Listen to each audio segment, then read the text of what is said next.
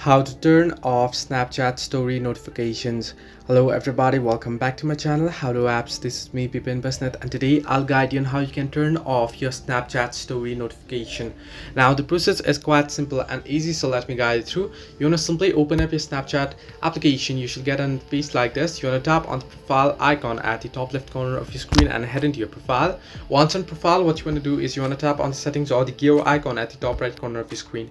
Now here, if you scroll down below, on here under the two-factor authentication, you can see partner connections, and below it you can see notifications options. You want to simply tap on notifications. Once on notifications, you can see the second option that says stories from friends. Get occasional notifications about stories from friends so that you don't miss a moment. You want to simply tap on it, and you want to make sure it's not check marked. You want to make sure it's disabled. And if you scroll down further below, you'll see public story and save stories. If you want to disable that too, you can simply disable it. So these are the ways you can turn off Snapchat story notifications. Hope this helped you. Do like and subscribe, and not forget to leave a comment down below if you have any further issues.